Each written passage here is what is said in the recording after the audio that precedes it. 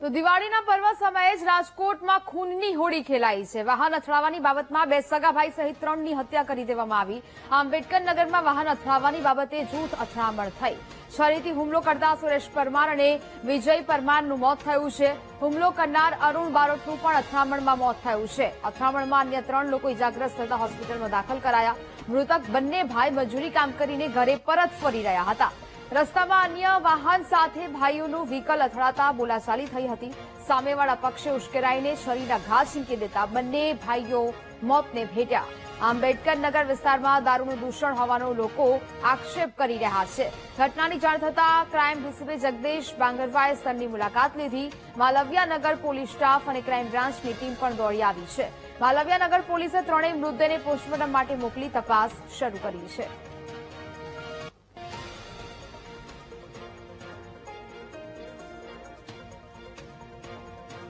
તો જ પ્રકારે હાલ હત્યાનો બનાવ સામે આવ્યો। દિવાળી પર્વ નિમિત્તે જ અહીંયા ખૂની હોળી ખેલાઈ છે। બે સગા ભાઈ સહિત 3 લોકોની હત્યા થઈ હોવાનું સામે આવ્યું છે। ફરી એક વખત રાજકોટમાં ક્રાઇમનો રેશિયો વધી રહ્યો છે અને ફરી એક વખત અહીંયા હત્યાની ઘટના સામે આવી છે। હુમલો કરનાર યુવકનું પણ અથડામણમાં મોત થયું હોવાનું સામે આવ્યું।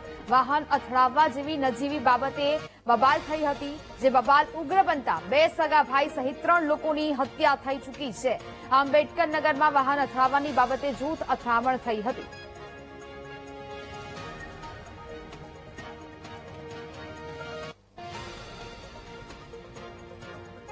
સંવાદદાતા ભાવેશ વધુ વિગતો સાથે લાઈવ જોડાયા છે।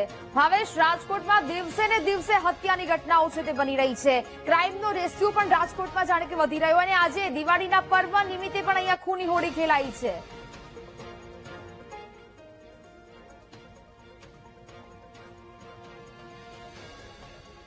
અને દિવાળી પર્વ એક તરફ ચાલી રહ્યો છે અને રાજકોટમાં હત્યાની ઘટના સામે આવી છે। ટ્રિપલ મર્ડરની ઘટના સામે આવી છે। ચોક્કસથી હું જે દ્રશ્યો બતાવવા માંગીશ, કારણ કે જે હત્યાની ઘટના બની હતી તે અહીંયા જ બની હતી।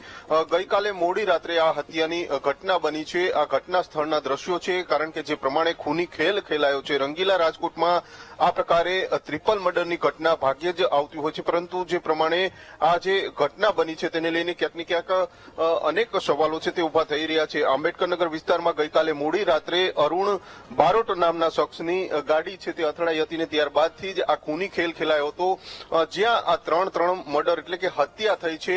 આપ સીધા દ્રશ્યો જોઈ શકો છો। હાલ પોલીસ સહિતનો કાફલો છે તે ઘટના સ્થળે જોવા મળી રહ્યો છે અને 3 મર્ડર થયા છે।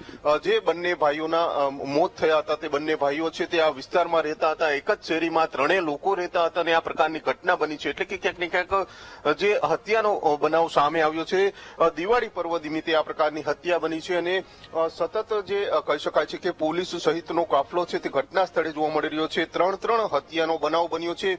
આ જે ગાડી છે આ ગાડી લઈને અરુણ બારોટ નામનો શખ્સ છે તે આવતો હતો અને બીજા 2 ભાઈઓ છે તેમની સાથે બબાલ થઈ હતી અને બબાલ થતા જ ક્યાંક ને ક્યાંક આખી ઘટના છે તે હત્યામાં પરિણમી છે।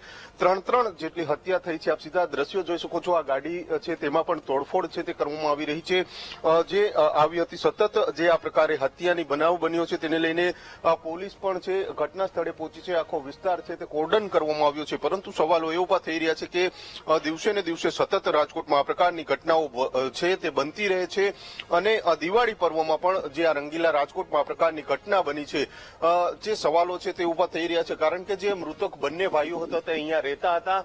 આ જ આ ઘર છે જેમાં બંને મૃતક ભાઈઓ છે તે રહેતા હતા અને સાથે અરુણ જે બારોટ નામનો શખ્સ છે તે આગળ વિસ્તારમાં રહેતો હતો, એટલે કે એક જ શેરીમાં 3 લોકો રહેતા હતા। પરંતુ સામસામે જ્યારે મારામારી થઈ તે દરમિયાન હત્યા છે તે થઈ છે અને હાલ આખો વિસ્તાર છે તે કોર્ડન કરવામાં આવ્યો છે। પોલીસના ધાડે છે તે ઉતારવામાં આવ્યા છે અને હાલ સમગ્ર મામલે તપાસ છે તે જ કરવામાં આવી છે। પરંતુ જે પ્રમાણે હત્યાની ઘટના સામે આવી છે તેને લઈને અનેક સવાલો છે તે હાલ તો ઉભા થઈ રહ્યા છે। સીધા દ્રશ્યો જોઈ શકો છો। જે પોલીસ સહિતનો કાફલો છે તે ઘટના સ્થળે જોવા મળી રહ્યો છે। જે પ્રમાણે હત્યાની ઘટના બની છે, 3 હત્યાની ઘટના બની છે, એક જ શેરીમાં આ પ્રકારનો બનાવ બન્યો છે અને તેને જ લઈને ક્યાંક ને ક્યાંક વિસ્તારમાં પણ ભયનો માહોલ છે તે જોવા મળી રહ્યો છે, કારણ કે દિવાળી પર્વ એક તરફ ચાલી રહ્યો છે અને આ પ્રકારની ઘટના બની છે। ગઈકાલે મોડી રાત્રે ખૂની ખેલ છે તે આ વિસ્તારમાં જે કહી શકાય છે કે ખેલાયો હતો ને ત્યારબાદથી જે સતત પોલીસ સહિતનો કાફલો છે તે અહીંયા લગાડવામાં આવ્યો છે, કોર્ડન કરવામાં આવ્યું છે અને આખો વિસ્તાર છે તે હાલ બંધ કરવામાં આવ્યો છે. પરંતુ 3 જેટલી હત્યા થઈ છે તેને લઈને અનેક સવાલો છે તે ઉભા થઈ રહ્યા છે. હાલ એક તરફ દિવાળીનો પર્વ છે, એટલે કે લોકો દિવાળીના તહેવારની ઉજવણી કરી રહ્યા છે અને રાજકોટમાં આ પ્રકારની ઘટના બની છે, 3 હત્યા થઈ છે, તેને લઈને ક્યાંક ને ક્યાંક અનેક સવાલો છે તે હાલ તો ઉભા થઈ રહ્યા છે. જી બિલકુલ ભાવેશ, વિગતો સાથે જોડાયા તે બદલ આપનો આભાર.